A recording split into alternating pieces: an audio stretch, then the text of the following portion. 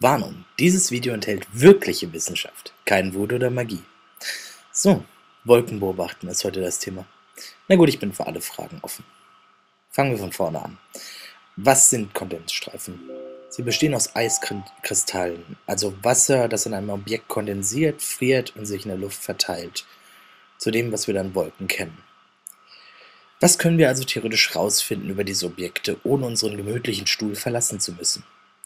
Sie verteilen sich über die Zeit durch Luftströme in der Luft und ihre Intensität und Dauer ist stark von Wetterbedingungen abhängig, wie Temperatur, Luftdruck und Luftfeuchtigkeit.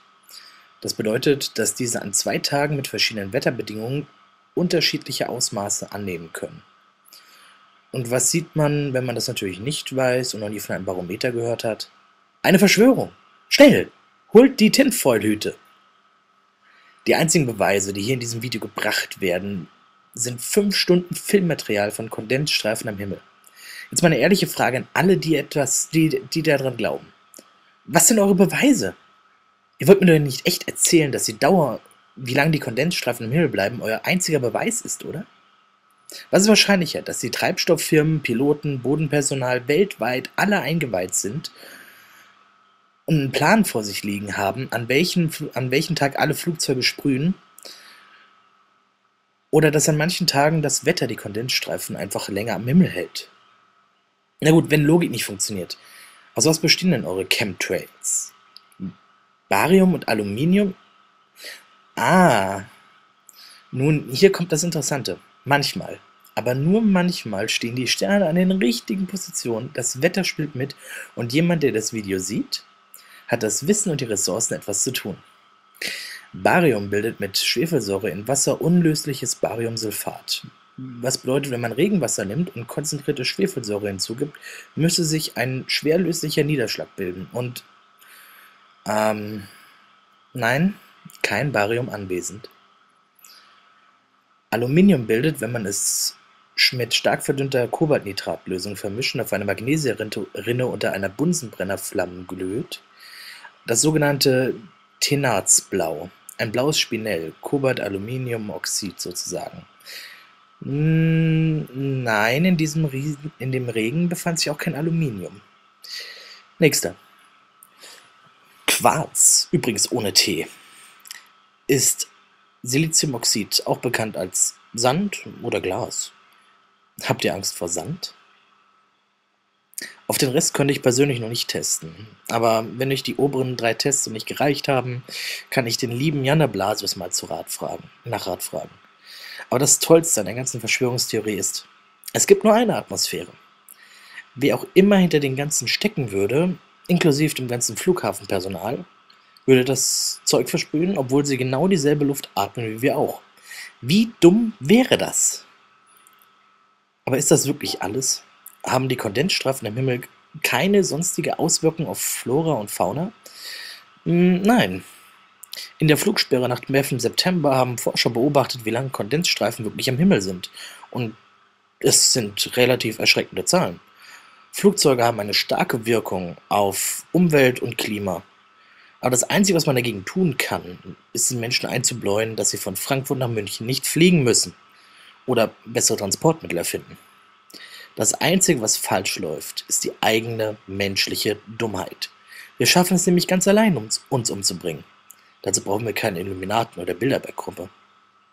Und hier ist wieder euer Moment des Wahnsinns.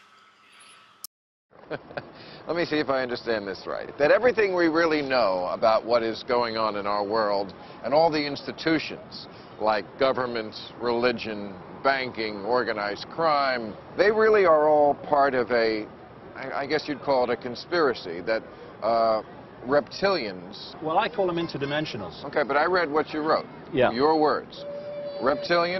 These reptilians from the constellation Draco have interbred with humans, and they are living amongst us. There are people like the Pope.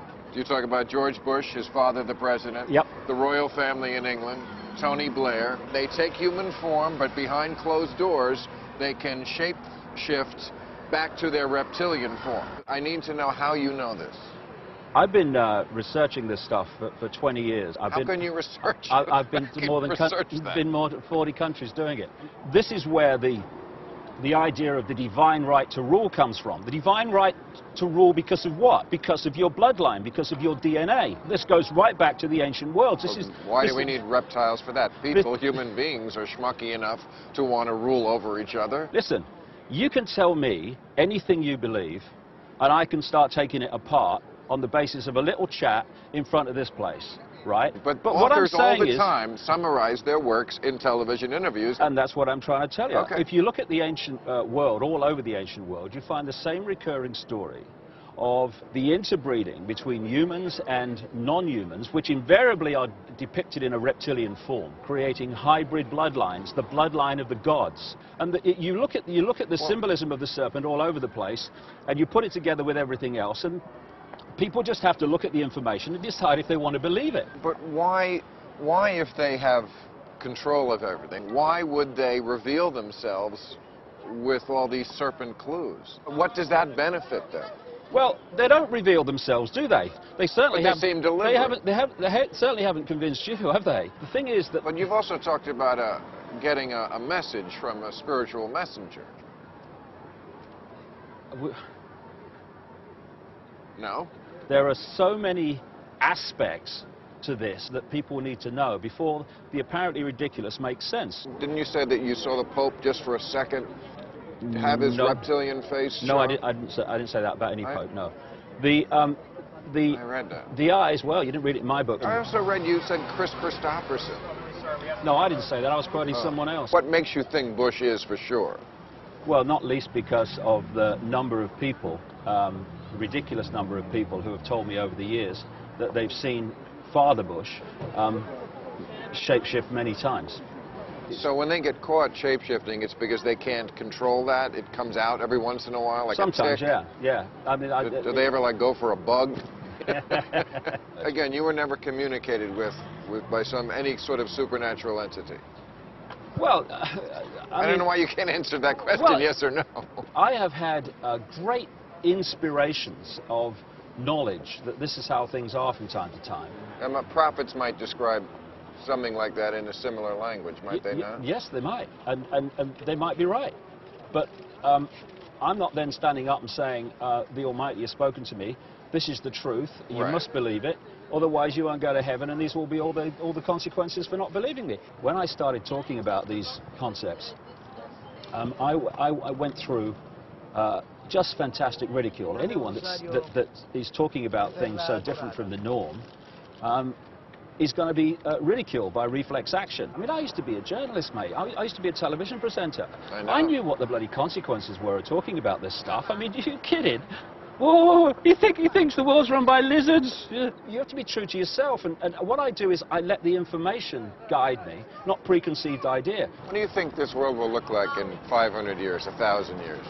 The same or...? Oh, very different. Very different? Oh, yeah, because the potential for change is massive. And the thing is, how it changes depends on what we do. If you talk about what will the world be 100 years from now, and you specifically talk about religion, I would suggest there will be no religion as we know it. In 100 years? Oh, yeah.